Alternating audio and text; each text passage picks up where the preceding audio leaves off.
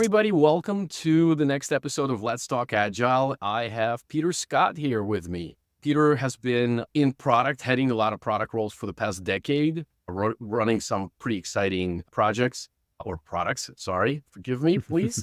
I've invited him to the podcast to talk exactly that, product and agile and a bunch of other things in technology. So with that, Peter, welcome. Thank you. Welcome to the podcast. Thanks for having me. It's been fun. It'll be fun. I'm going to start with the question that bothers me a lot in the Okay. agile space, because the podcast is called Let's Talk Agile. Sure. And there's big discussion over product manager versus product owner. I am curious, your opinion might be of this. Is there a difference? Is there not? What's your take on it? Every company does product differently. And so I think ultimately the delineation between the two is in context of the organization. For me, I don't think there's a difference. I don't think there is, frankly, the space for a product owner role in a lot of contexts if product is done really well. So a lot of the responsibilities of a product owner realistically could fit within the product manager's remit, making sure the backlog is groomed, making sure the team's got everything they need to start working, making sure all of the reporting and that information is done. And for me, a product manager should have all of that capability and take on that responsibility within the team so that they really own the product. And you do have to have the right mix of team too. I think that's probably the important thing. So does the product owner own vision, or is it only a responsibility of the product manager? Because one of the biggest differences that people try to compare is that the product owner's an execution, a supervisory role of the product, rather than the forward-facing one. Even though, to me, it seems like both of the roles should have the ability of connecting with the customers and being able to drive product vision.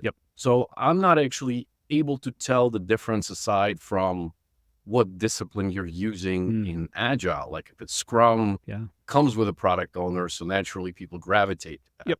But in realistically, every technology product is comprised of product managers, right? Somebody who's leading the product side. So what's your opinion on this? As you said, there's a lot of crossover because I think it's the same role. I really don't feel that it needs, that there's, if the teams are sized correctly, if you have a tech lead, 2 or 3 engineers, product designer, product manager, that's a great size team. I think often what happens is when you start getting 10 plus engineers into a product squad working together, then all of a sudden the amount of work required to balance between making sure everyone's got the right details in the backlog and it's groomed and set up properly, then you start to have some break between that. You're right. There's a lot of crossover in that both should then have a really clear view of the vision, the goals, the objectives of the product. And I think that's where you can start to get into a bit of trouble. You can start to get into a bit of tension when there are both of those people involved, which again, for me, where I've seen it work really well, is there is no duplication. There is just that singular person. Some companies might call them a product owner. Some companies might call them a product manager. But it's ultimately one, right? It's correct. Ultimately one person. Yeah. And is it in organizations where teams grow to a little bit bigger than what I'd like to see, then there can be enough work to split between the two. So at which point do you segment the product leadership role, right? So at some point, if the team grows, you get to a point where you need multiple teams and sometimes too much for one person. Obviously, you want to start getting more product representation across the board. How do you drive that leadership? How do you hire for the product team, essentially? And is it really something important? Like, for example, Airbnb, they went to the flat model and said, you know what? We're not going to have these multiple product managers. We're just going to have essentially one leadership role, and then the teams will bring themselves up to it. Sounds like a lot of work, especially if there's something the size of Airbnb. Is there advice that you could give in that? I think Airbnb is often, put out there as a bit of an outlier. And as I said at the start, like product looks different in each organization, and what works right in one context might be different to another. Typically from a structural standpoint, what I've seen work really well is those small focused teams, in that you probably don't want to get more than, say, 4 to 6 engineers in a squad, depending on the problem you're solving. And that's enough for a singular product manager with a product designer or part of a product designer to focus on solving a problem. When you start to grow those teams beyond, that's when, in my experience, it makes sense to split engineering groups to then work with the product side. And ultimately, building products, building anything is a team sport. And so that's when you have to have the right size teams to work together. And you find any sort of team sport, if you've got too many players on the field, you start tripping up over one another. And you want to make sure that it's right sized. And to the point of what makes good product people in this space, I was actually talking to someone early today, frankly, and we were asking the question, what makes a good product manager? We came up with, in product in general, like for me, number one with a bullet is curiosity. You want someone who's curious. You want someone who wants to learn. You want someone who is passionate about solving problems. So that's the sort of people you want in those roles. I think if you take to the paper agile expectation of what a product owner is, that role is more administrative, mechanical, in that you've got a list of tasks, got to make sure you know what they are. It's more project management than product management.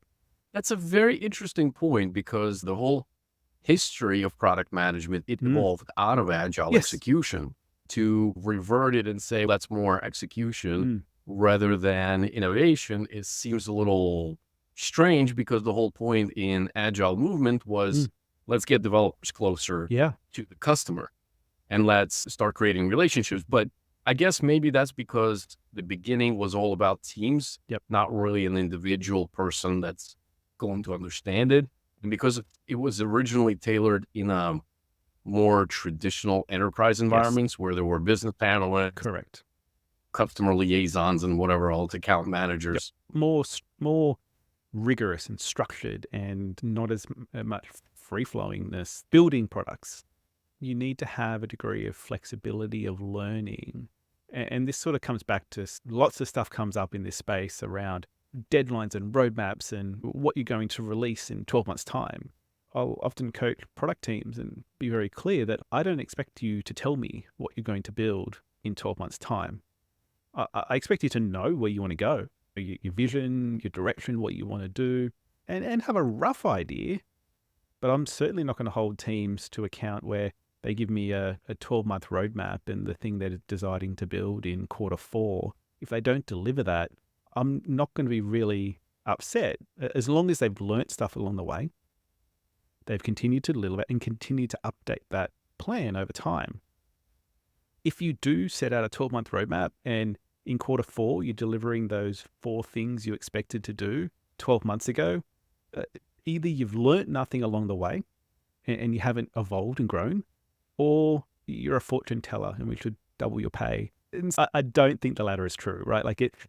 And if the latter is true, I have very rarely seen that, because always, again, back to being a team sport, you got to play the field that's in front of you and you have to evolve and adapt. And that's the reality of building great software. I talk a lot about Airbnb because they're like my favorite target. Yeah. The reason why I talk about them is because I am a super host. Yep. And so I have the experience of not only being a customer and using Airbnb whenever I book vacations, but also similarly, people choose me to be the host of their destination. Yeah. And one of the things that I really despise is their entire application. I feel like it's bloated, it's overly complex. It's really horrible. From the usability standpoint and growing where they want to grow their business, it just boggles my mind, and where I go, how could you be that successful but still have a very poor user experience when using the tool? And there are so many different things that are built into it that just makes no sense. You can't locate settings. You're going through this time and time again through this bad experience. And there is no, unfortunately, maybe fortunately for them, there's no better solution out there. Otherwise, be using it. And that in lies some of the reason. I think oftentimes you'll have a large incumbent in the space. People will know the name when you say, I want a piece of software to do X. I want a CRM, Salesforce. I want a development planning software, Jira. Come to mind, but there could be better alternatives. around. Microsoft's probably another good example. I've in a recent role, it was very Microsoft centric, and we moved to all the Azure based DevOps and Loop and Teams and all these kinds of things. And they don't have, for me, enough competition to make that stuff better because they bundle it all. And using some of those pieces of software, same using Airbnb, trying to find the right settings, trying to change information, save your work and things like that. It doesn't really solve the problem. And sometimes the Well, alternatives don't have air to get visibility, and companies can get a little bit self-referential. Complacent's that's probably the best word. Yeah, complacent, and focus on other things. Airbnb, at least my perspective, not as a host, but as what is the user side? Customer or whatever. The recent years, certainly, I think you look to book a room, book a place to stay, and you think, oh, that looks okay. And then by the time you go through the checkout, all the additional fees, it is a paper cut after paper cut. And they are trying to find a way, because they have that space in the market, to extract value out of that and extract revenue out of customers who may have had a good experience of them years ago, but now are having less so. Like Uber. But the reason why I talk a lot about Airbnb is also because I felt like every part of the application seemed like it was ran by some kind of other product manager. Yeah. And they all had different way that they were implementing user experience. Absolutely. And that's like where people are saying, oh, it's a big product move. They're trying to be innovative. So they're shifting to a horizontal structure. I feel that they're consolidating behind one common vision, because the experience is different for every little part. Yep. And I think the biggest struggle I have is product management, just scrum masters, just like agile coaches, they're all senior role. Yep. But when the economy was growing, people would hire anybody. And so it was easy to get somebody that had zero experience and would have to lead product. Yep. And obviously they just have the depth to understand what's going on. And most people don't have that innovative angle. Yep. They really just copy from the alternative. It's very hard to create something from scratch. It's even harder to create something when you already have biased examples that you could refer to. And so that's why a lot of solutions, they look and feel very identical at a certain point, where it almost seems like something is slightly different, but not substantial enough to make a difference. Commoditization of the experience. I think to some degree, everything's a remix, right? So there is very little completely new and fresh and brand new ideas that have come out in a long time that isn't inspired in some way by something else. So there's always that sort of echo of other things that have happened in the past. So I don't think saying everything's a copycat is fair to a degree, but it is. Some people do take it a little bit too far and do very much re-implement the same thing. A couple of years ago, we were looking at some alternatives to Miro, and Miro is a great piece of software for its job, horrendous at finding information afterwards, but really great at being that virtual whiteboard. And Lucidchart and Figma and a bunch of others all tried to implement a similar sort of thing to Miro. It just wasn't the same, and they were very much copycats. So there is there, but like Miro was again inspired by other collaborative tools and just mushed together that virtual whiteboard with, they got wireframing in there and charting and graphing and all these kinds of things. So they brought together some tools and features from other products that existed elsewhere. Yeah, and it's like Figma is evolving and just released their slides section, because there's a different way you can build slides. In the end, it's just a picture, right? So you really need Microsoft PowerPoint or anything to build them. Yeah. Maybe you could just throw a bunch of text on the picture another way. Yeah. So that's a good point. I think we do reuse a lot of the ideas, but on my team, for example, we approach the design differently than a lot of other teams. Yep. From the very onset, we are user experience driven. Yep. And what I tell my UI UX team is, I tell them, look, guys, you will not template any screen, because before we develop the screen, let's talk about the problem we're trying to solve. Yeah. I don't really want tables and tables of different things because in a simple way, project management is all about tables and lists, right? And it's been done so many times, it's very Yeah. easy to create a copy of something. Yes. But I really want to go back to the drawing board and say, how do I represent something really complex and heavy with a lot of information points in a very simple way? Yeah. And I wanted the user experience to be a happy one, not the mundane, I don't care, gloomy experience like some other competitors that we come across. Yep. So I had to actually teach my team to ask themselves a question, how they can make it better Yep. and how they can make it unique and better, not necessarily the same. Yes. Because right now, I think a lot of the competition is just on user experience. Yeah. I will say uniqueness needs to be balanced with familiarity. I've certainly seen scenarios where, to your earlier point, where it seems like different parts of a product is done by different teams. It's very obvious that's the case. That's when you want to have parts of your product that really service the need of what the job to be done in that particular use case. But it also has to balance that with, I think, both a look and feel of the brand of the company of that product, but also then part of that is the familiarity of how to do something. If you want to save something, create something new, add something, whatever that common thread, common task is you do, you want a consistent way to do that across your application. And I think there's a bit of a tension there between really focusing, laser focusing on the job to be done on that particular area versus the little bit of a potential drawback or way to hold you back in being consistent. So I think that's an important thing. I'm really big on balancing between the tensions of design, functionality, of the technical capabilities that the product needs to bring versus the user experience, the complexity of implementing something versus the time. There is so many trade-offs and balance you have to have in product development. And there's always that tension.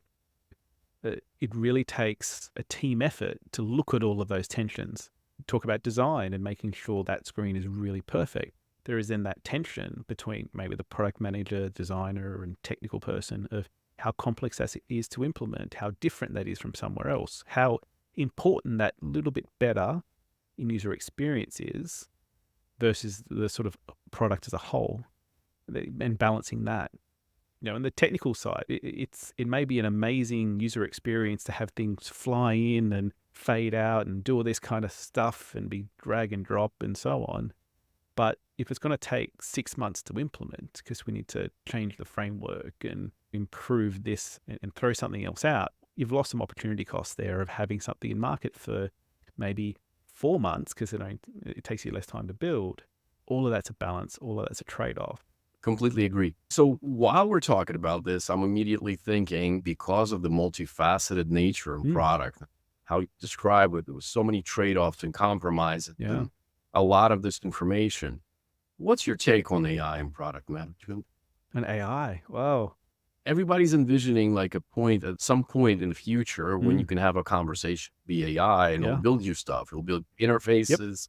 It'll implement them right away. Yeah. And maybe in the future, it'll be a one-size company and the guy just telling the AI what he wants to get. Or maybe in the future, you just tell AI and it tells other AI agents. Yeah. And what you do, you get a product. I think I have a feeling that we're like drinking a lot of Kool-Aid when we imagine this because we can't even get it right. How can we expect AI to get it right?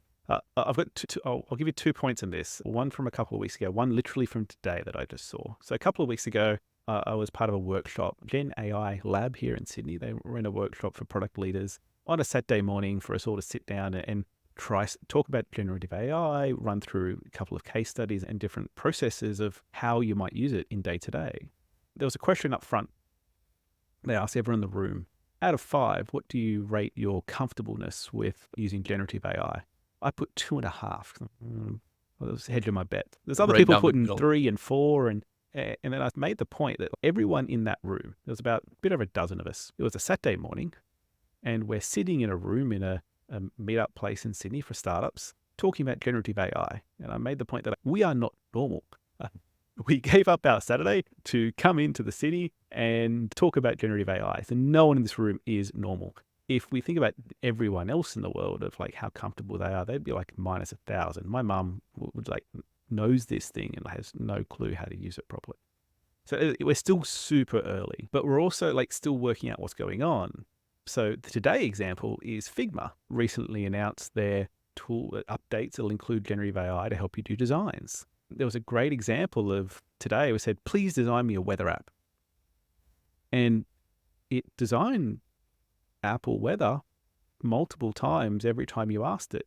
And so the question is, what's it's being trained on? And there's some posts online about this. It's quite interesting. If you look at the examples given of when the prompt is to create me a weather app, and it is strikingly familiar to the Apple weather app.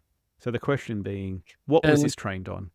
And how does that work? And again, this is the earliness of it. What could it turn into? That one person talking to your earlier point around uniqueness and solving the problem.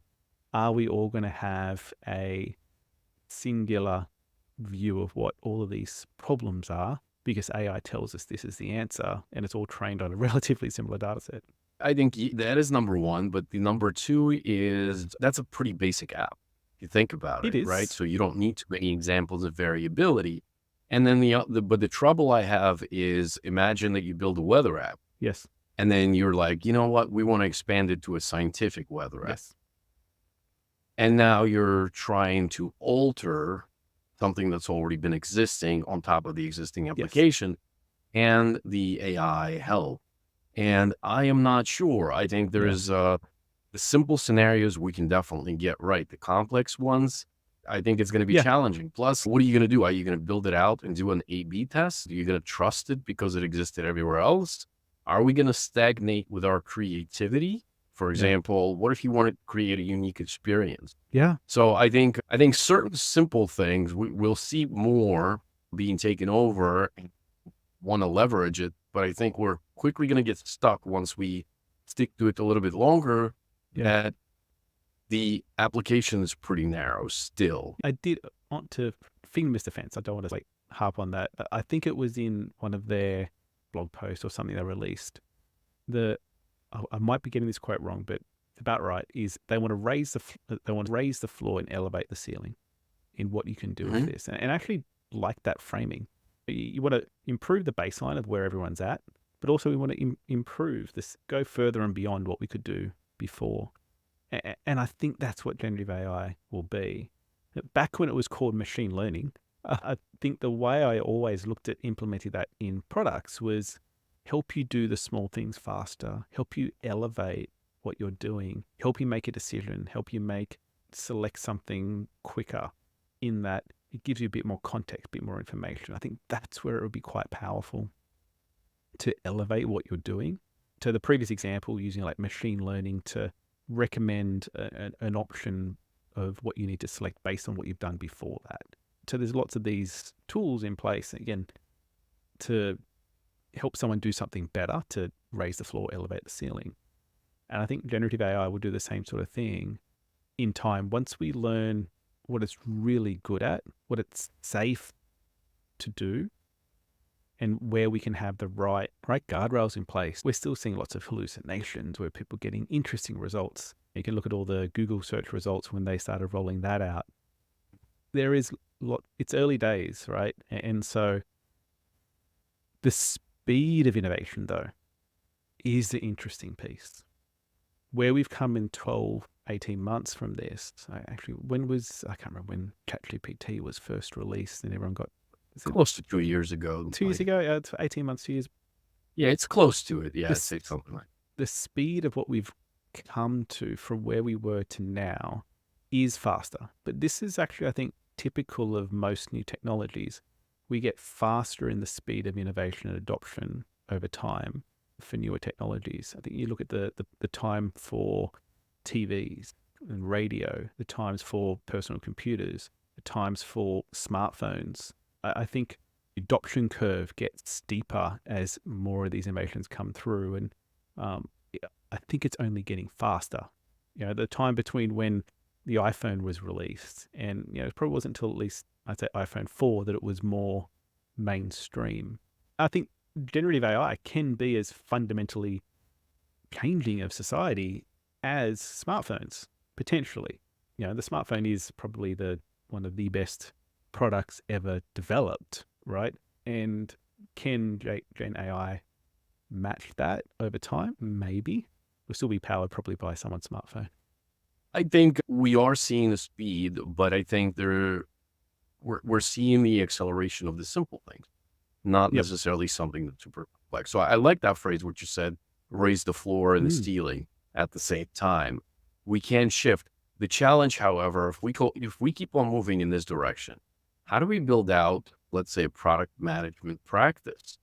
Because all of a sudden, it takes you a lot longer to get savvier in it. The barrier just went up. That floor went up with it. So you can't be 2 years out of college and immediately stepping in to contribute. There's so many tools out there. I think I'm overwhelmed all the time by the amount of tooling in product that exists. Metric you need to collect. You got analytics that you're doing. You got feature flags. You got a ton of other things. And we got A/B testing software. You got product marketing testing. You got all kinds of different things, surveys, you name it. It's just really heavy now. And for somebody to comprehend all these moving parts takes years, probably in sort of the associate position as a helper before you can even try to stand on your own. Unless the expectation. If the expectations change, yes. And that's what I was going to say, that product management as a practice isn't that old overall. It's only relatively new, especially in the form it's taking today. And if we think about the master apprentice structure, where you do want to have a person coming through and learning the ropes. If you're an electrician, right? Day one, you don't start out rewiring a house. And you might start out doing a small thing, learning parts of it and growing over time. So I do think there's a really strong need to have a model where you can bring people through and learn how to do different things in that space. It's also, to the earlier point, different organizations. Some organizations might not do A/B testing, might not have feature flags, might not have all product analytics, unfortunately, in a lot of circumstances. And so you don't need to learn those things. But this is where I think those curious, wanting to learn, passionate people in product will learn this over time and start to improve their toolkit inside their toolbox, that when they started out as apprentice, maybe had a screwdriver and a pair of pliers. Over time, they'll add more things into that toolkit, learn how A/B testing works, learn how product analytics works, learn how customer engagement works, learn to do different discovery techniques, learn to do different interview approaches, how to work with different types of engineering teams at different stages, learn to work with different people across the business, because that's an important skill as well. Those soft skills for a great product manager to be able to have those conversations with sales and marketing and customer success and whomever within the organization, and obviously customers and the rest of your team. I almost feel where we're moving in the future is to be hired, you need to have genuine curiosity. Absolutely. And because the learning is so much easier now with so much resources available, and especially with the help of anything in terms of AI that can teach you or show you the beginning, I think the barrier goes up and the expectations for somebody starting out are going to be much higher. So people will be expecting you, at least at the hobby or curiosity level, know a lot more than you have picked up in years of experience, because maybe you're new in this. And I think that's consistent with other areas. Engineering, hiring a new graduate out of university, they might not know the frameworks you're using. They might not know the database technology you're using or whatever part of that whole tool chain. Again, you're not going to have experience maybe with the pipelines that you use at an organization, with the front-end framework that they're using. And that is, you have to learn on the job. And I think similarly within the product space, if you've never used that particular product analytics tool, guess what? You're going to learn it. And that's going to be the reality of going into businesses. And it's the same if you're a graduate entering the organization or a more senior person going to a new organization. And that's, I think, the reality of any organization as you move from one business to another, as you enter the workforce. It's an interesting point because with AI, it seems that we've just pushed the boundary in the learning curve. And now Totally. the expectations on everybody is to do a lot more than they have. Challenging the status quo that the knowledge I have in the past 15 years has Yeah. served me and that it has been sufficient is no longer enough. You now Yep. have to get a lot more. You now have to stay current. So you can't just stay in your role forever and ever and just basically with slight improvement, keep on running the same application. Yeah. I think the learning curve just went all the way up.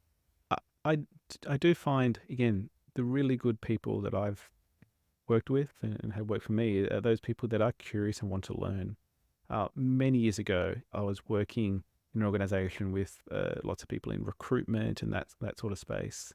And one of the people, this is showing my age, we were upgrading to like the new version of Microsoft Office, I think Office 2008, when the ribbon came out, if you remember that many years ago. Not really, but there were so many versions of Microsoft in the past 25 years for me. I'm sure if you do what year did Microsoft introduce the ribbon, but that we were moving from the version that didn't have it to the version that did have it. And this one person was saying, if you force me to upgrade, I'm going to need to take at least a week off to learn this. I can't do any work because it will just ruin everything I do. And I look at that example of both. That is a reality of a lot of users trying to use the software that we're inflicting on them. But also that's the sort of person that probably wouldn't do really well in this world, that if all of a sudden the UI changes a bit, all the same things are there, it's just moved a little bit, they're probably not the best person to work in a product team. Be that an engineer or a designer or a product manager or a QA person, definitely not a QA person. Anyone in that space, you don't want that mindset. So it is partly coming to these problems. You have to have the right mindset to be a part of this sport. So this is an interesting question. Do you need to be an early adopter to be good at product? Oof. It's a tough question. It doesn't hurt. I would prefer someone to be, but that's also not to say a diverse set of opinions is important. I've had a couple of people I've worked with who are more on the laggard end of the spectrum of the adoption. They bring a different they bring a different discussion to the table, like a different perspective to the table, rather. And so would I want an entire team of those people? No, I'd be worried we wouldn't really be pushing in the right direction. But much like you have different positions in a team, I keep coming back to this, they play a role in that more broad, diverse set of perspectives. If you have everyone that's living on the bleeding edge, likes all the new fancy, shiny stuff and has no concern for completely destroying everything behind them, then you're probably going to have a lot of people who are adopting that product, much like the person who needs to take a week off to deal with the new ribbon. You're going to have a problem with those users. And so having a broader, diverse set of opinions, and this is part of, as a product leader, you need to make sure that each of your teams are working together and not going off in their own directions. To your earlier point of Airbnb feeling like it is built by 20 different teams, you want those teams to come together, to have a consistent view, to have a consistent opinion of how that product needs to be built. And if you do that really well, you'll then have a coherent product that feels like a singular user experience. And people will find it easier to use, easier to adopt. But if you do have that diverse set of opinions going in different directions, then that can cause some problems. The problem with a product that consists of, let's say, 20 different teams represented by each different product, you're either bringing all of your important experience up front and center, and then everybody else just does execution. Yep. Right? Or you just give them only small amount of experimentation, but within their area of responsibility only. Yep. And you control the rest. So I don't think there's a perfect answer. I think it's always, it depends. And because you can organize so many different ways, depending on the strength of your team, as you said it earlier. Part of it's freedom within a framework. All right. Can't remember where that's from. I've heard it 1,000 times. But there needs to be a good degree of freedom for teams to innovate, think up new solutions, learn, discover, grow. But there also needs to be that grounding, that framework to make sure you want to be nice to your users, right? At the end of the day, if people are n- disjointed and jumping all over the place, then get frustrated with your product. If it Yeah, feels that's true. disconnected, it doesn't feel like a great product. Great products, for me, have a degree of opinion within them. They're opinionated of how something should happen, how something should work. You might not always agree with it. And that's where there are so many products around that you can pick and choose what works best for you. And you find something that is opinionated in the way you are, and you grow to love it. I found that with different products I've used in my time. Some things I feel that friction and it just doesn't quite work for me. And for others, it may be amazing, perfect, brilliant. Other times it just works and clicks. This works for me. As you're using a product, like you've got keyboard shortcuts to use something, or swipe gestures to do, it just feels natural. And seeing someone else's product, it might not feel natural. This is why there's often space to have 2, 3, 4 products doing the same thing, because it's a big market. And there's space for multiple players for a lot of these products as well. And we don't talk enough about demographics nowadays because we lump everybody together. Everybody has a smartphone, let's say, or everybody knows how to use a computer. It's been 20 years. But in reality, the demographics do play a huge role. Absolutely. Young kids are easier to work with because they're just flying across the device. I find younger generations don't know as much about how the technology works. They're amazing at using the technology, at interacting with it. But they've grown up pushing buttons from like Correct. age 2. So they're very sharp at figuring things out. yes, Us, we got brought up more on formal documentation books and manuals and things like that. Yeah. So we have a slightly different. So I have a question. Again, going back to the name of the podcast, let's talk Agile. Product management seems to not really have a lot of concentration on the Agile way. Right? So with the new younger generation of product managers, when they step into the job, they see how the teams work. They check the checkbox and say, yep, I know Agile. But yeah, you do sprints, you have a backlog, you're good enough, right? You do stand-ups, and every now and then we do. Yes. I almost feel like there is a genuine disinterest at the product management level for how to actually do the execution properly. Almost once you set up one team, everybody just does its own thing. I trust them. Yes. Good luck. How much of it is really important to know from your perspective? Is the responsibility on the Agile way of developing a product still on the product manager, or does that fall upon the execution more on the engineering manager, or is there a blend? What are your thoughts? To me, those two roles, product manager and engineering manager, much like a CPO, CTO relationship and others, needs to be absolutely hand in glove. They need to have a really clear and honest relationship with one another. And with those trade-offs, back to that balance stuff, certainly have the scenario where a product manager and an engineering manager had an amazing relationship, worked really well together, and had a really amazing dynamic where there's a clear, open discussion. They're having a dialogue around what's possible, what's not possible, what it takes to get these things done. And that relationship particularly produced really great outcomes, right? I wouldn't say there was like a clear delineation of who was responsible for what part of the Agile process. It just worked. And so they each took parts of the problem and worked together to solve that, making sure everyone had the right information, the right feedback, right the way through the process of building those products that they were working on. So all the engineers were involved and tight-knit with the product people, and it wasn't really relying on a process to feel like you're getting stuff done. It was both fluid but structured. It was really great to see. And so the responsibility of the product person was to make sure that the vision was clear, what needed to get built was clear, what any deadlines may be. Sometimes there are outside deadlines that you have to hit. And on the other side, he was pulling the people on the engineering side into those discovery discussions to make sure they had a really clear view and understanding of what they were building and why they were building and who they were building it for.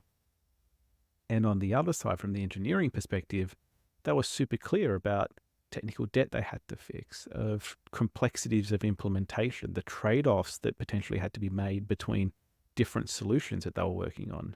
And so it really was a clear dynamic of everyone was on the same page, everyone was working together.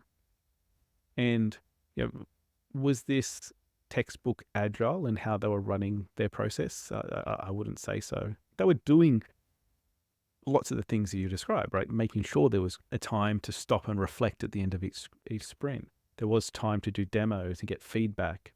There was the right time to plan and make sure everything's adjusted. But it was structured, right? Those ceremonies were all put in place in everyone's diary, and they were pretty consistent with it. But I wouldn't say they were following everything to the letter. And it was a great outcome. It was a dependable team that worked really well together. And I often described it as you just couldn't, you were frustrated. There was nothing to give feedback on because they just were doing everything really well. And anytime you asked them a question, they had a great answer, and like you were clearly communicated to, and it was awesome.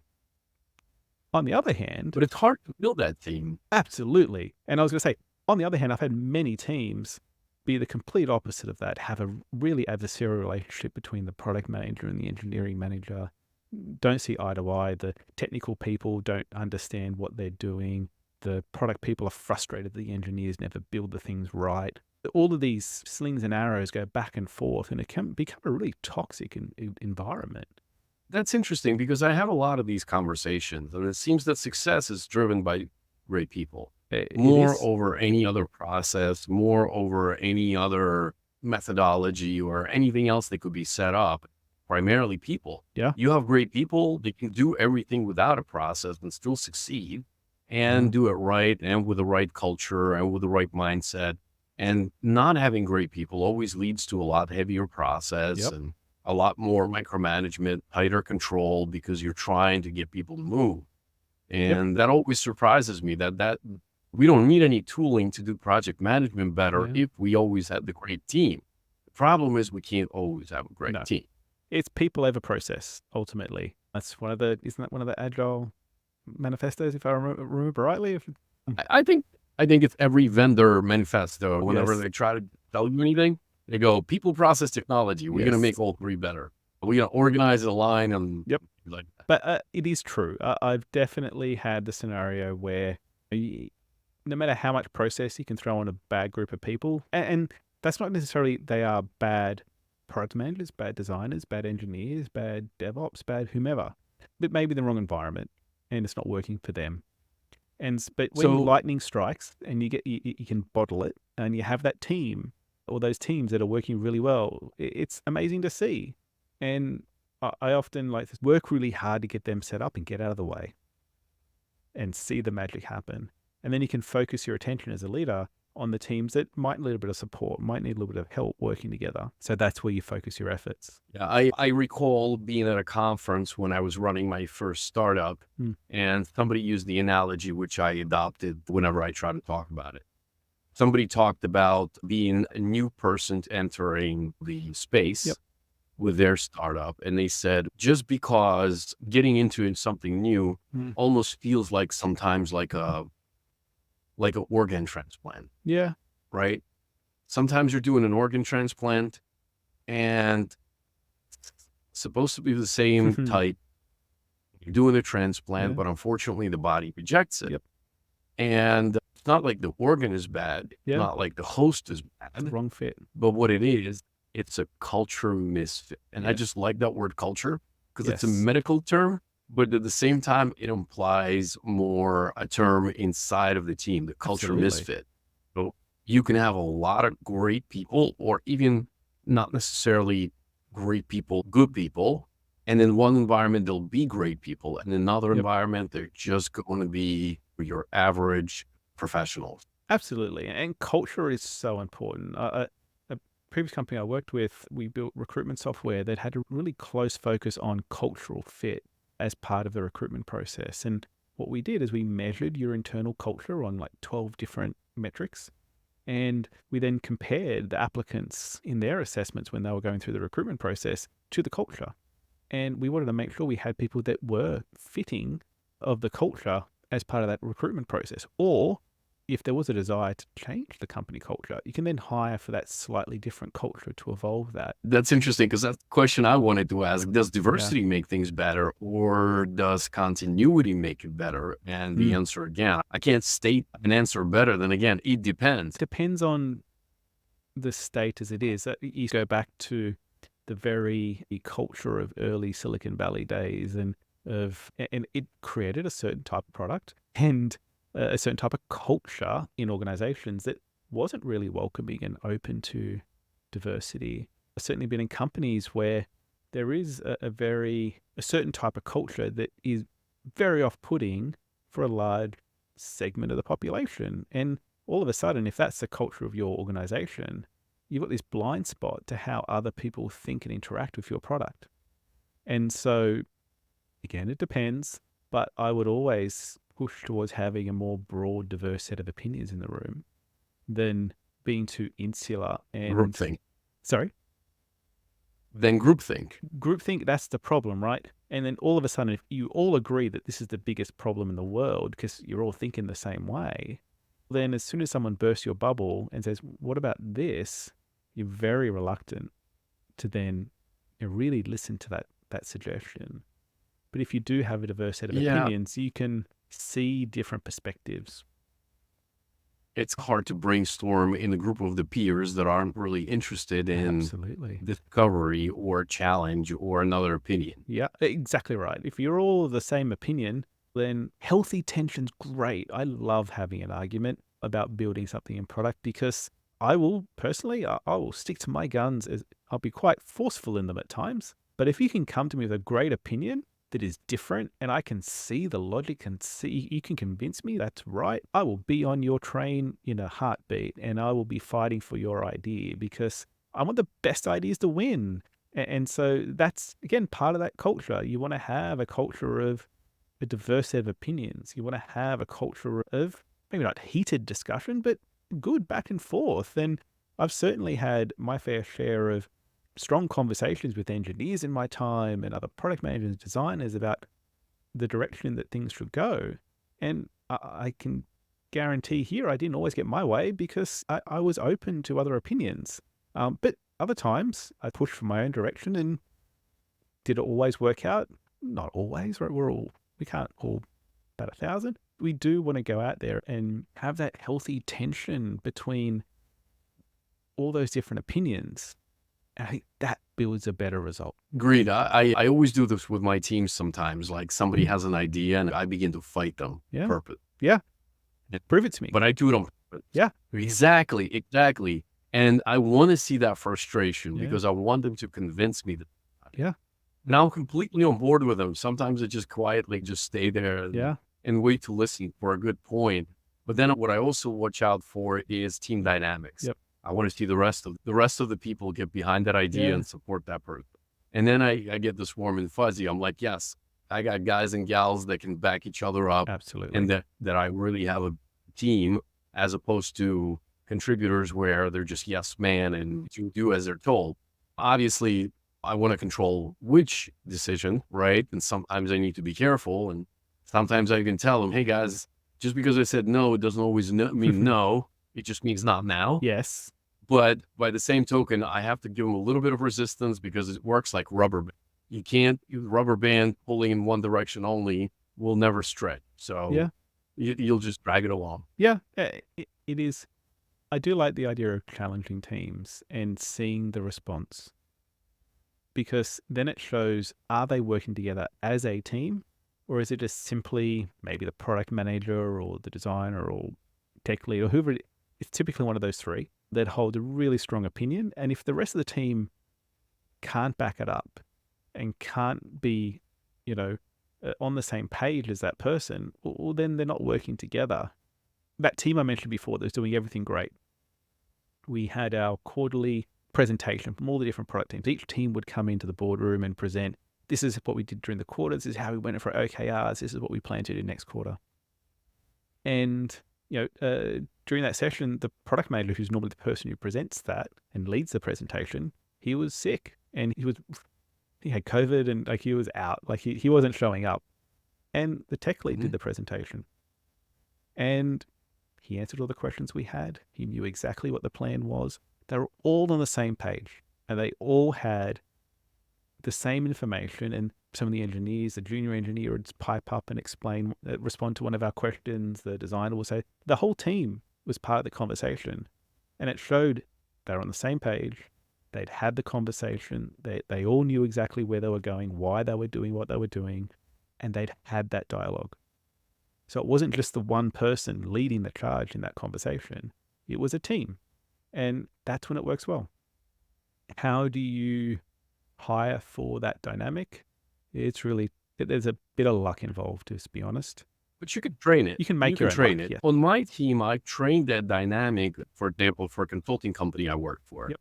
I had an opportunity of getting the client involved every time we did like a sprint review and demo. Fantastic. Talk about requirements and all of that. And the way I created opportunities is I allowed my engineers to actually present. Mm-hmm. And instead of me saying, hey, I'm going to present and you guys are there just in case, listening in, I said, hey guys, who wants to show this to a client? And first everybody's reluctant. Yep. And then it's by example. They see one person do it and they're like, you know what? I want to do this too. Yeah. And slowly but surely they're building confidence and beginning to ask questions and almost like taking over their area. Yeah. That was always great to see, because here the entire team was coming together and everybody was just owning their part. Yep. Almost like I sat on the side and I was like, I run product here, but I could just trust that the team got it.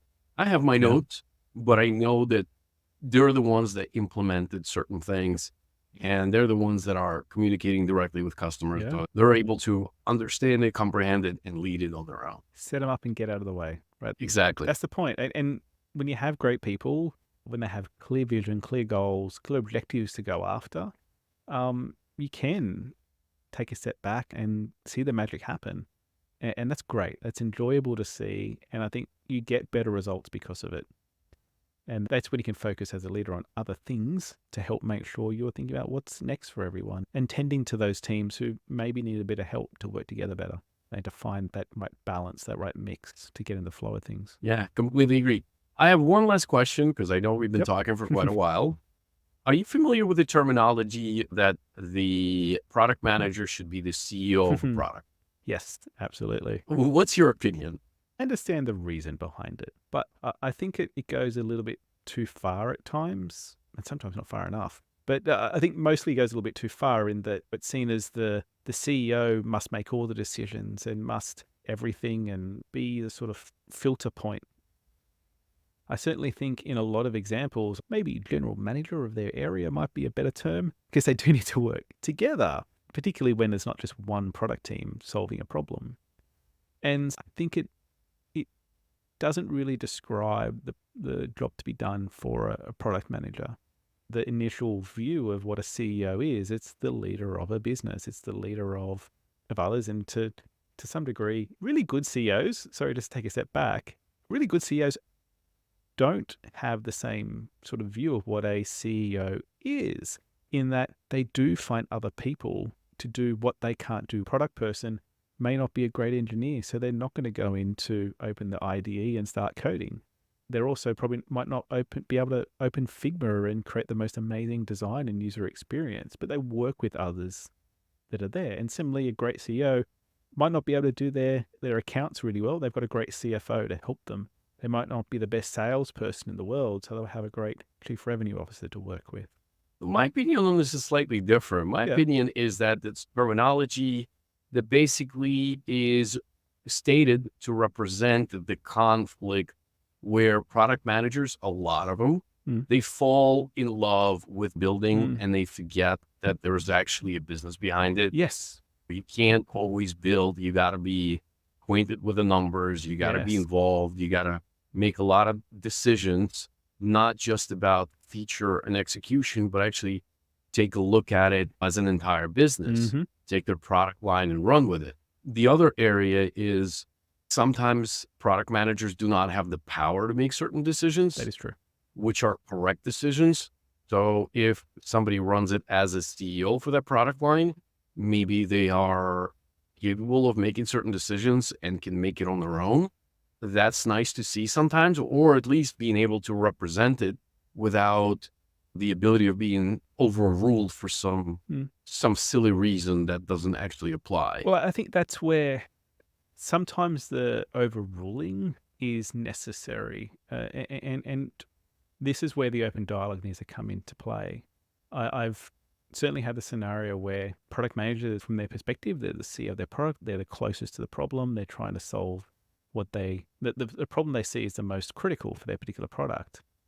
It does get a little bit different as you move away from that from a business perspective.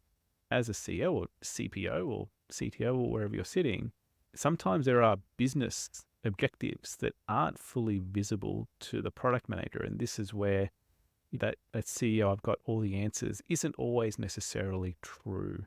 And that's why I also push back on it, that I've certainly been in the scenario where whilst the product manager had, from their perspective, a very clear view of what they need to get done to improve the product they're working on, from my perspective as a chief product officer, there was other things across other teams that were frankly more higher priority.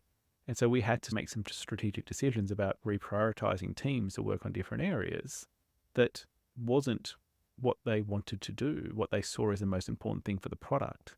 But strategically, there are other more important things.